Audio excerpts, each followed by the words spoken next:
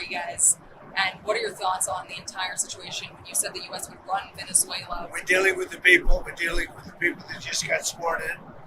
And don't ask me who's in charge because...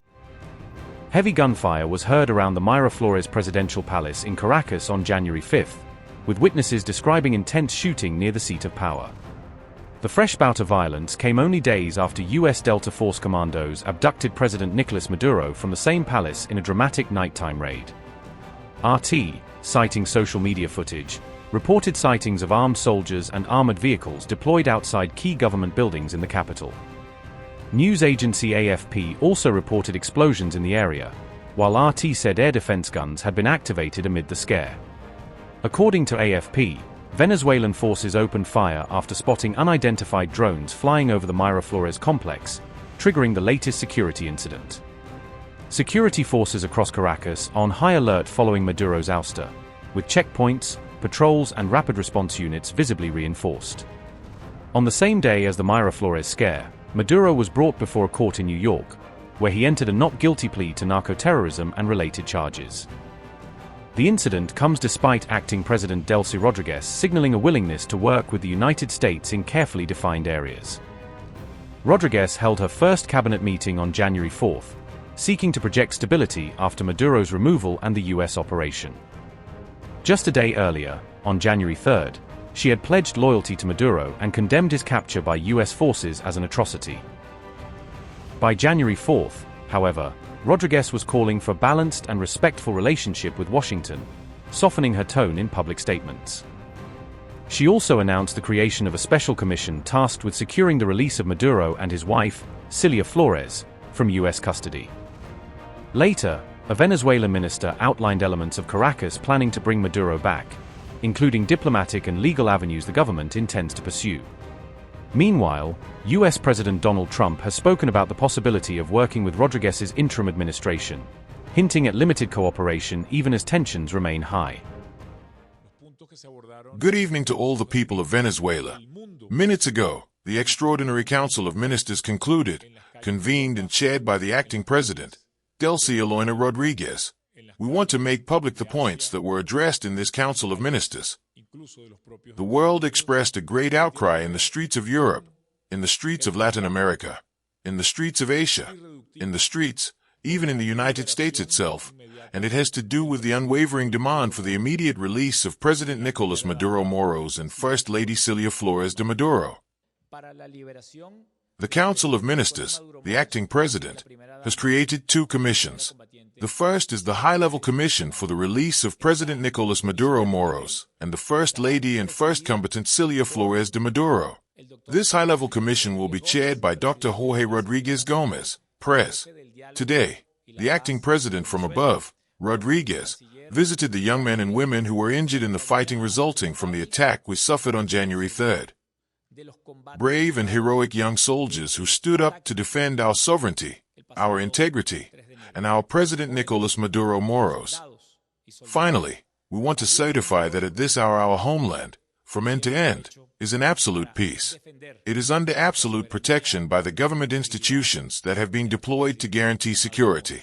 Who's in charge of Venezuela right now? Have you spoken to the newly sworn-in president there, Rodriguez? And what are your thoughts on the entire situation when you said the U.S. would run Venezuela? We're dealing with the people. We're dealing with the people that just got sworn in. And don't ask me who's in charge because I'll give you an answer and it'll be very controversial. What does that mean? It means we're in charge. Have you spoken with her? We're in charge. Have you spoken with her? No, I haven't, but other people Do you want to? Yeah, at the right time I will. Did the U.S. give Delcy Rodriguez any guarantees in exchange for cooperating No, with your administration? but she's cooperating. Are you going to demand free and fair elections in the short term in Venezuela? Well, it depends on, what you're talking. We have to do one thing in Venezuela, bring it back. It's a dead country right now. It's a country that, frankly, we would have been, if I had lost the election, we would have been a dead country. We would have been Venezuela on steroids. Venezuela right now is a dead country. We have to bring it back, and we're going to have big investments by the oil companies to bring back the infrastructure. And the oil companies are ready to go. They're going to go in, they're going to rebuild the infrastructure.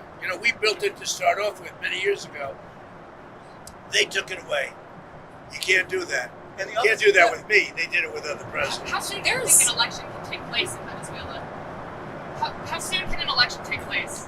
Well, I think we're looking more at getting it fixed, getting it ready first, because it's a mess.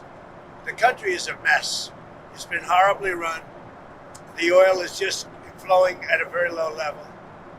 Much lower than, even if it was badly run, it should have more income, more oil than what they're doing. So we're going to have the big oil companies go in, and they're going to fix the infrastructure, and they're going to invest money.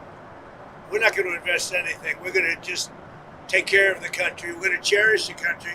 We're going to take care, more importantly, of the people, including Venezuelans that are living in our country that were forced to leave their country. And they're going to be taken very good care of. Yes, Have ma'am. you spoken with the oil companies about Yes. going into Venezuela? I have. Which ones? Have you received any commitments? All of them, basically. Any commitments from the oil companies? They want to go in so badly. Did you speak with them before the operation took place? Yes. Did you maybe tip them off about what Before and after. And they want to go in, and they're going to do a great job for the people of Venezuela.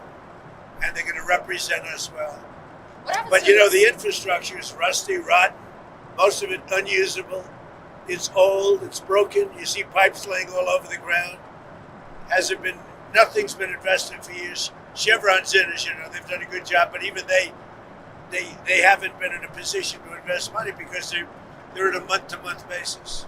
What happens to this? They're only there because I wanted them to be there. Are there any contingencies in case the military in Venezuela is unhappy with the U.S. and the way it's running Venezuela? Do you guys have plans for anything? So Venezuela thus far has been very nice, but it helps to have a force like we have. You know, we were ready for a second wave. We were all set to go, but we don't think we're going to need it. There's about 17 billion worth of oil reserves in Venezuela. More. Is that going to be? You mean trillion? And is that going to be Did you something? say billion or trillion? I said billion. You said 17 billion? It's much more than that. Okay, so what is going to happen to those reserves? Well, we're going to run everything. We're going to run it, fix it. We'll have elections at the right time. The main thing you have to fix, it's a broken country. There's no money. There's inflation. Like we would have had, if I didn't win this election, we would have been Venezuela on steroids. If you had to sum up Operation Absolute Resolve, would you say that it was about oil or it was about regime change? It's about peace on earth. How is it peace on earth? Peace on earth. We got to have peace. It's our hemisphere. The Monroe Doctrine was very important when it was done, and other presidents, a lot of them, they lost sight of it. I didn't. I didn't lose sight. But it really is, it's peace on earth.